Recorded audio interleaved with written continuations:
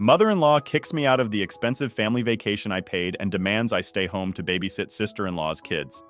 Okay, so I don't even know where to start with this. Like, I've been married to Mike for about 2 years now, and let me tell you, he's awesome. We get along great, he's supportive, loving, all that good stuff. I honestly feel lucky to have him in my life. But of course, no relationship comes without its baggage. And in my case, that baggage is in the form of his mom, Karen, and his sister, Emma. Now don't get me wrong, I didn't go into this marriage thinking it would all be sunshine and rainbows with the in-laws. I mean, I expected some awkwardness, right? I knew Karen and Emma might take a little time to warm up to me, but the level of outright disrespect? Yeah, I wasn't ready for that. So let's rewind a bit. When Mike and I first started dating, everything was great. We had that honeymoon phase where everything just felt perfect. It wasn't until I met his family that things got a little weird. I remember the first time I met Karen, Mike's mom. We were at this casual family dinner, and I was nervous as hell. I mean, who wouldn't be? Meeting the mom is a big deal. Anyway, we get there, and from the second I walk in, it's like I could feel her sizing me up. She didn't even try to hide it. She gave me one of those forced smiles that didn't reach her eyes, you know? And then, the whole time, she was just distant, cold. Like, she'd ask me questions, but not in a getting to know you kind of way. More like she was just going through the motions. I remember telling Mike about it afterward, and he was like, "Oh, don't worry, she's just like that with everyone."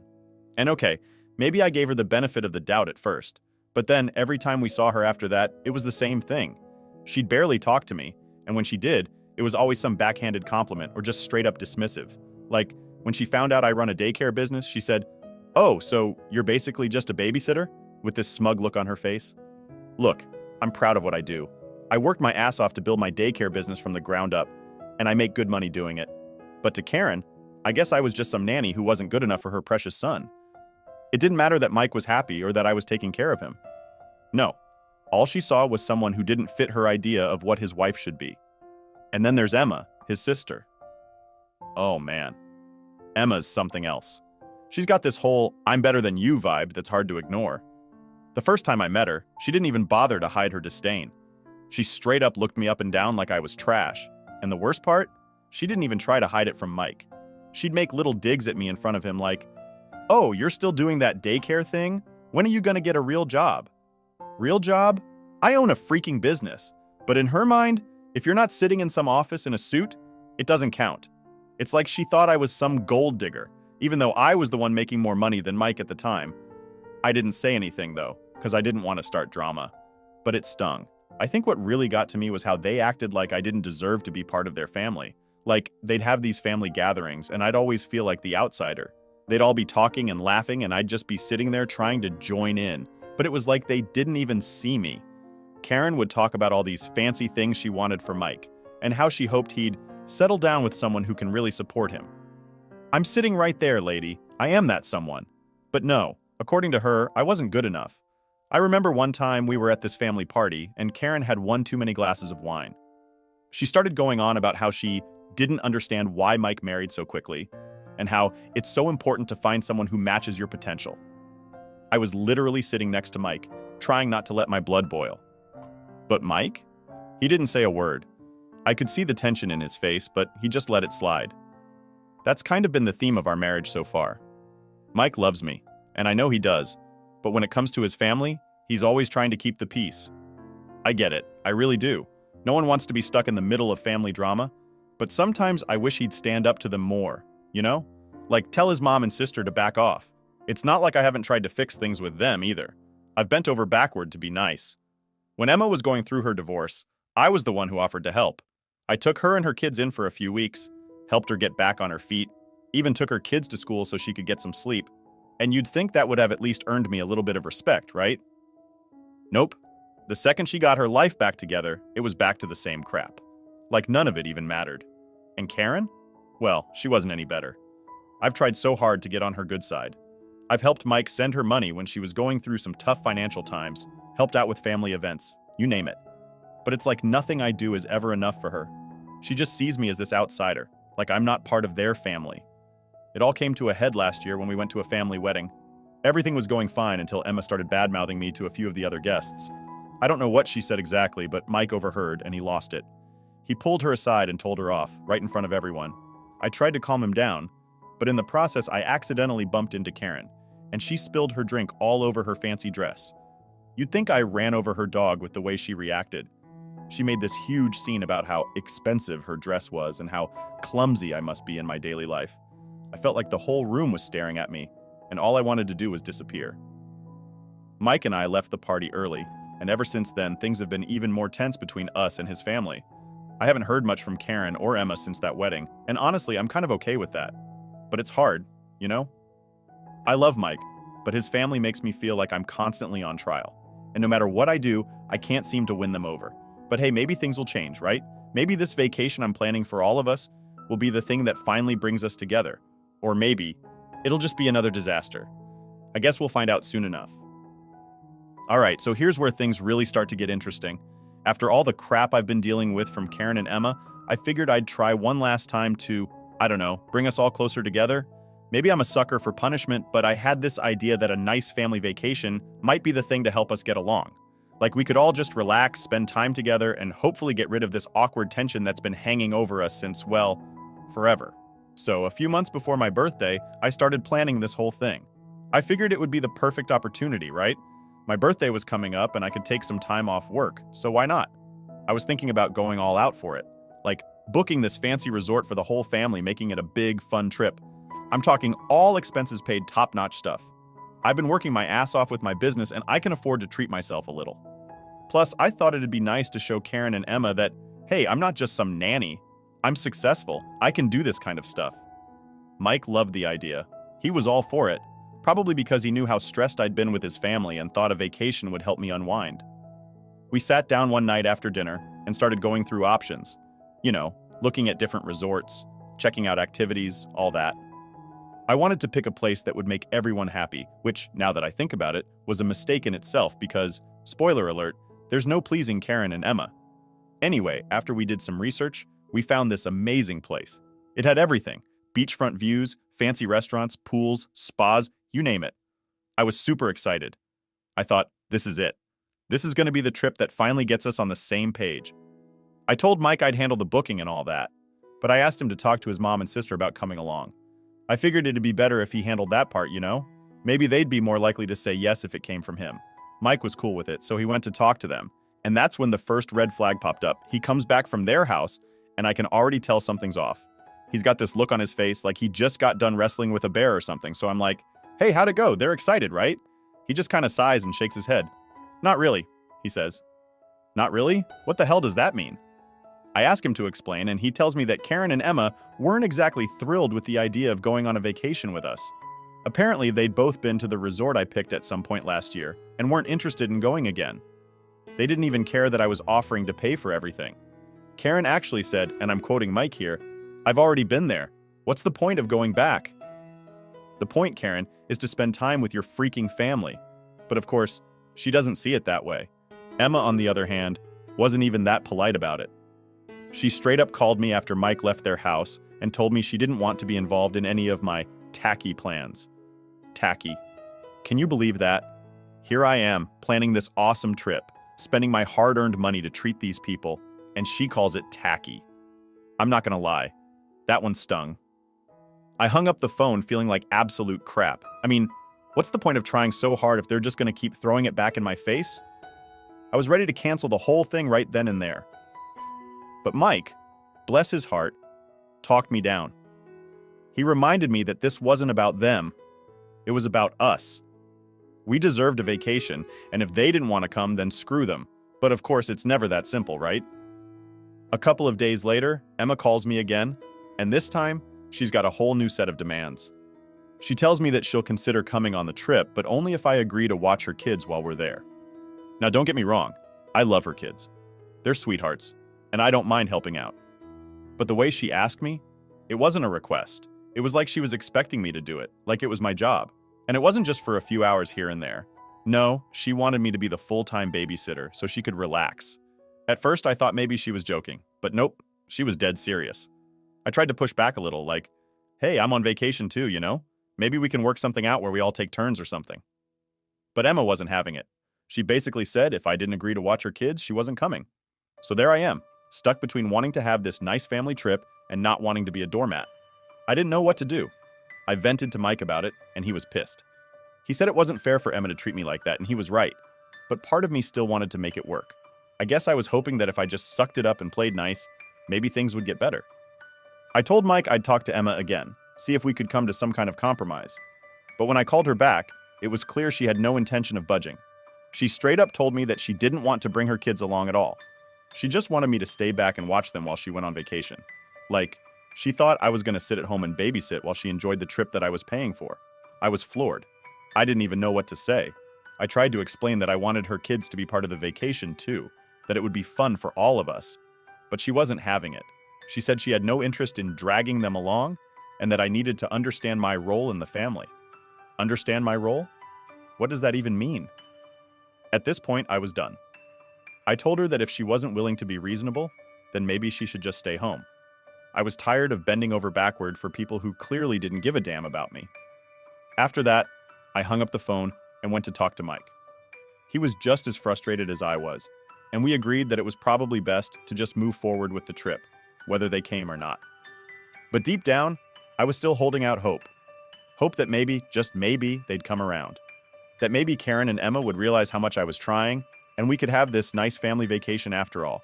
I guess I'm a bit of an optimist that way. But looking back now, I should have known better. Okay, so here's where things get even more ridiculous. After all that drama with Emma basically trying to turn me into her personal babysitter for the trip, I thought things couldn't get worse. But boy, was I wrong. So fast forward a bit. I'm still going through with the vacation, but I haven't really heard much from Karen or Emma since that last conversation. It was radio silence, and honestly, I was relieved. I needed the break. But just when I thought I could breathe easy, guess who pops back up? Yep, Emma. Out of nowhere, I get this text from her. It's one of those, "Hey, hope you're doing well, by the way," kind of messages. You know, the kind that immediately sets off alarm bells because it's so obvious that they're about to ask for something. So I open it, and sure enough, she's like, "Just wanted to check if you can watch the kids for a few hours tonight.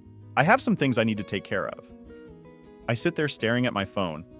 Like, seriously? After everything that happened with this vacation plan, she's really coming at me with this? At first, I wanted to ignore it, but I figured it'd just make things worse later. So I replied, "Sure, I guess. But what time are you thinking?" Trying to be civil, you know? Even though I knew this was going to be a whole thing. Emma replies back right away, saying she'll drop the kids off around 6.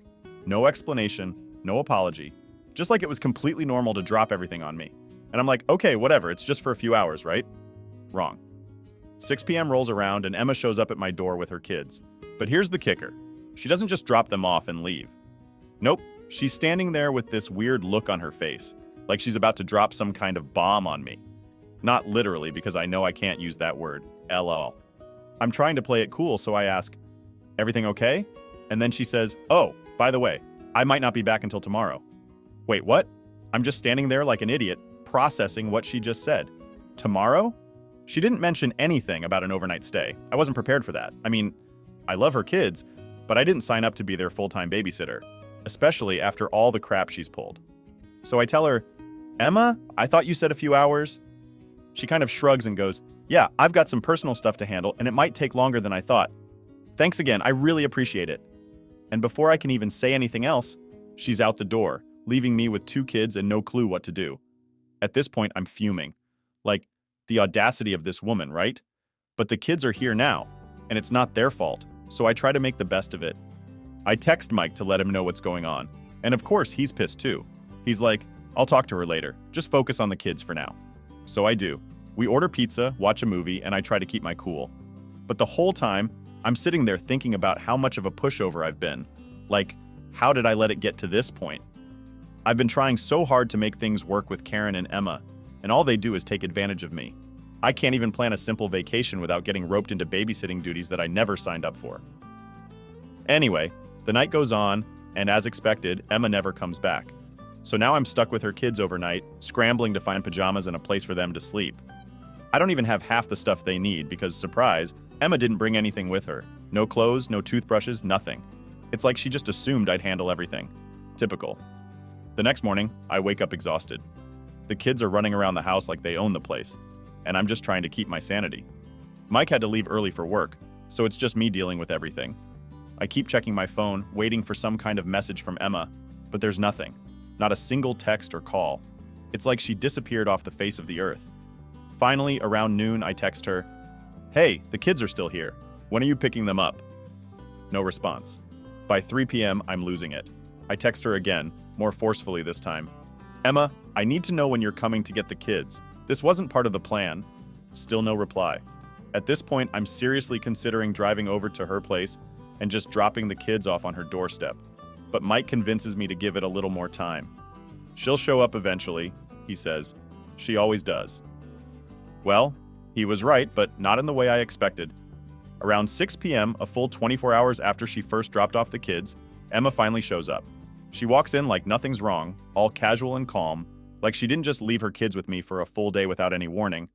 I'm standing there, trying not to blow up, but I can feel the anger bubbling up inside me.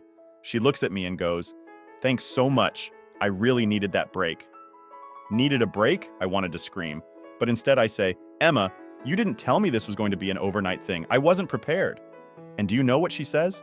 She just shrugs again and goes, "Oh, I thought I mentioned it. My bad." Your bad? That's it? I couldn't even believe what I was hearing. It was like she didn't care at all about how much she was inconveniencing me. I mean, who does that? Who just dumps their kids on someone without even a heads up? Mike gets home not long after, and he can tell right away that I'm on the edge. He pulls me aside and asks what happened, so I fill him in on everything. And bless him, he's ready to go off on Emma, but I stop him. I tell him it's not worth it. She clearly doesn't care, and I'm tired of fighting a losing battle. That night, after everything had settled down and Emma finally left with her kids, I lay in bed thinking about the whole situation. I realized something important. I've been way too nice.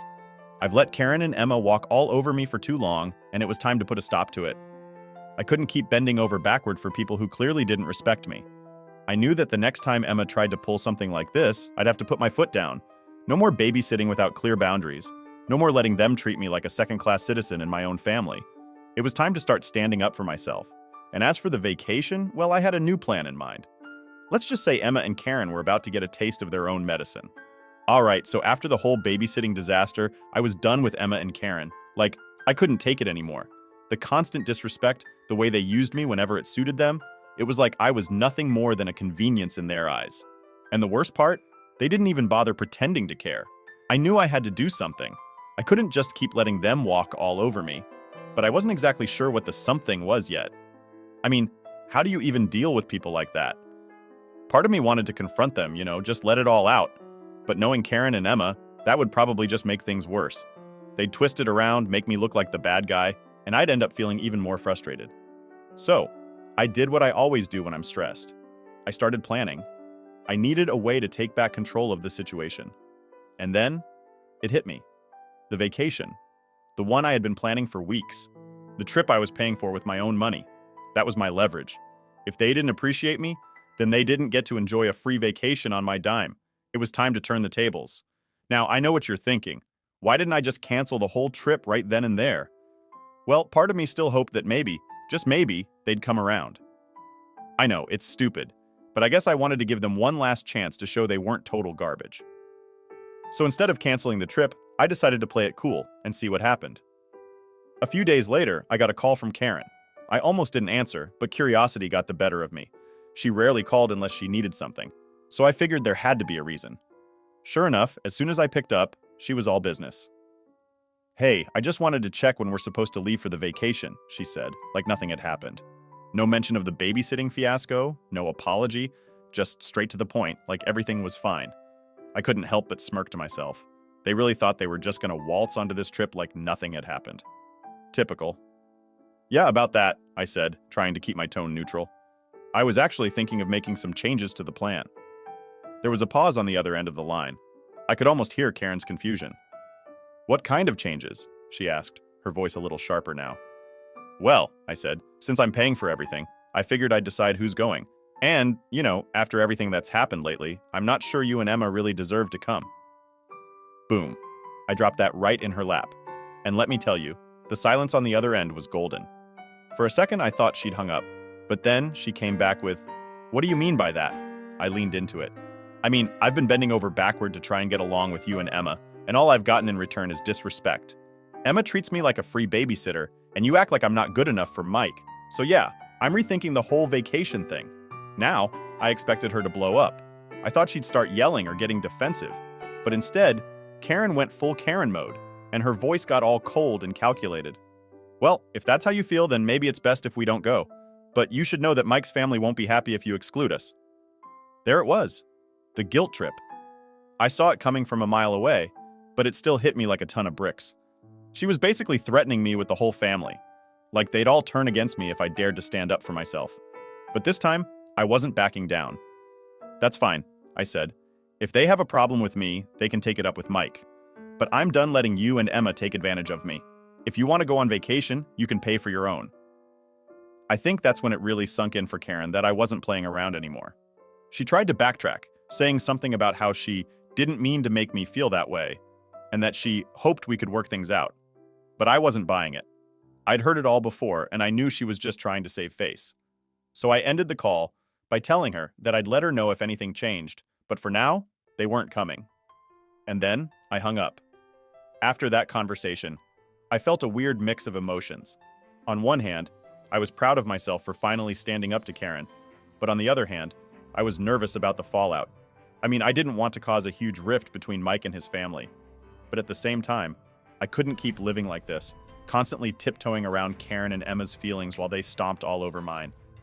When Mike got home that night, I told him everything. I was half expecting him to be upset or disappointed, but to my surprise, he wasn't. In fact, he seemed relieved.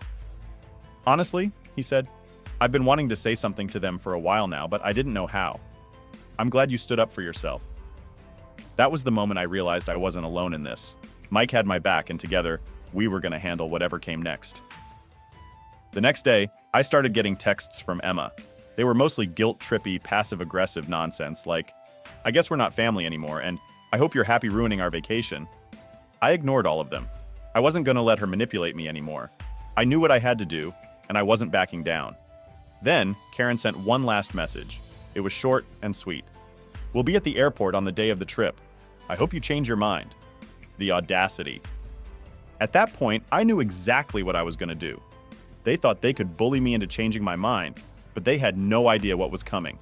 I wasn't just going to cancel their tickets. I was going to make sure they showed up at the airport, ready for the trip of a lifetime, only to find out they weren't going anywhere. It was petty, I'll admit that. But after everything they'd put me through, I figured they deserved a little taste of their own medicine. I told Mike the plan, and he was fully on board. He even helped me make sure everything was set up perfectly.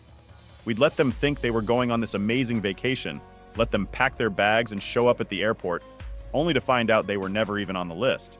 The day of reckoning was coming, and I couldn't wait to see the look on their faces. All right, so here we are, the day of the trip, the day I'd been planning and waiting for.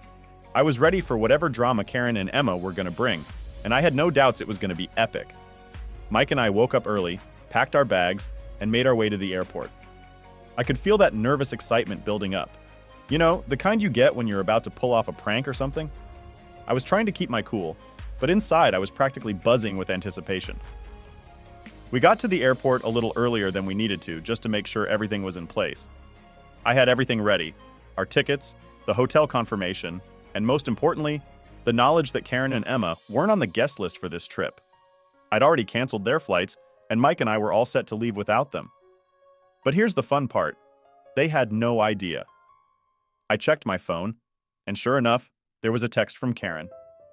On our way to the airport, can't wait, it read. I could almost hear the smugness in her tone, like she thought everything was fine, like she was still in control. But little did she know, that was about to change. About an hour later, Mike and I are chilling at the airport, sipping coffee, when I see them. Karen and Emma, strutting in with their luggage like they owned the place. Karen had this huge smile on her face, probably imagining the luxurious vacation she thought was just a plane ride away.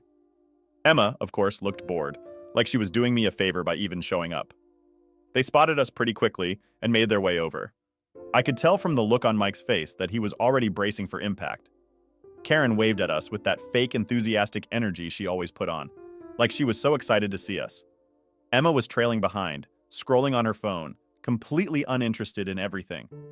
Hey, there you guys are, Karen said, way too cheerful for what was about to go down. Are you ready for this trip or what? I just smiled and nodded. Yeah, we're ready, I said, trying to keep it together.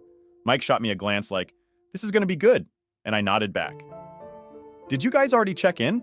Karen asked, looking around like she was expecting some grand welcome. Oh, we're all set, I said. You guys should go ahead and check in, though. Karen looked a little confused. Aren't we all checking in together? I shrugged. Nah, we did ours earlier. You'll have to get your tickets at the counter. And that's when it started. Karen's smile faltered just a bit, but she didn't say anything. She and Emma dragged their bags to the check-in counter, and Mike and I hung back, pretending to be distracted by our phones. I was keeping one eye on them the whole time, though. I saw Karen step up to the desk, hand over her ID, and start talking to the airline worker. It didn't take long for the confusion to set in. I couldn't hear exactly what was being said, but I could see Karen's expression slowly change from that fake cheerful grin to full-on panic mode. Her hand started waving around, and she kept pointing at the computer like there must have been some mistake. Emma, meanwhile, was still on her phone, oblivious to everything happening. Mike leaned over and whispered, "Think they've figured it out yet?" I chuckled. Oh, they're figuring it out. A few minutes later, Karen stormed back over to us, her face red with frustration. Emma was finally paying attention now, trailing behind her with a scowl on her face. What the hell is going on? Karen snapped, her voice louder than it needed to be. They're saying we're not on the flight. There must be some kind of mistake. This was it, the moment I'd been waiting for. I stood up, looking Karen dead in the eye, and said, "No mistake, you're not on the flight." For a second, it was like she didn't understand what I'd just said. She blinked, and her face twisted into this weird mix of confusion and anger. What do you mean we're not on the flight? We're supposed to be going with you. I shrugged, trying to act casual even though I was loving every second of this. Yeah, about that. I decided it'd be better if Mike and I just went alone. You know, after everything that's happened, I figured you guys didn't really want to come. Emma, who had been quiet this whole time, finally chimed in. Wait, what? You're ditching us? I nodded. Pretty much. Karen looked like she was about to explode. You can't just do that, she sputtered. We're family! You can't just leave us behind. And that's when I laid it all out. I told her about how fed up I was with the way they treated me, how I was tired of being their doormat, and how this was my trip, and I didn't owe them anything. I didn't raise my voice, didn't lose my cool. I just calmly explained that I was done letting them take advantage of me. Karen kept trying to interrupt, throwing in things like, "But we're family," and "How could you do this to us?" But I didn't back down. I'd rehearsed this moment in my head 100 times, and I wasn't about to let her guilt trip me into changing my mind. By the time I was finished, Karen was staring at me like I'd just slapped her. Emma, for once in her life, was speechless. She just stood there, arms crossed, glaring at me like she couldn't believe what was happening. So yeah, I said, wrapping it up. Mike and I are going on vacation, and you guys aren't. Simple as that. Karen looked like she was about to cry, which was honestly a little satisfying to see. This is so unfair, she muttered. After everything we've done for you? I almost laughed at that. Everything they've done for me? Please. But instead, I just smiled and said, "You'll be fine. Maybe next time you'll think twice about how you treat people." With that, Mike and I grabbed our bags and headed toward the gate. I didn't bother looking back, but I could hear Karen still ranting to Emma about how unbelievable this all was. I'm sure they'll spend the next few months telling everyone how awful I am, but honestly, I don't care. I felt free, like a weight had been lifted off my shoulders. As Mike and I boarded the plane, he gave me this big, goofy grin. "You handled that perfectly," he said, leaning in to give me a kiss. "Thanks," I said, grinning back. I think I've finally had enough of their crap. And that's how we left Karen and Emma at the airport, ready to enjoy our vacation without them. It wasn't just about the trip, though. It was about finally standing up for myself and taking control of my life. And honestly, it felt really good.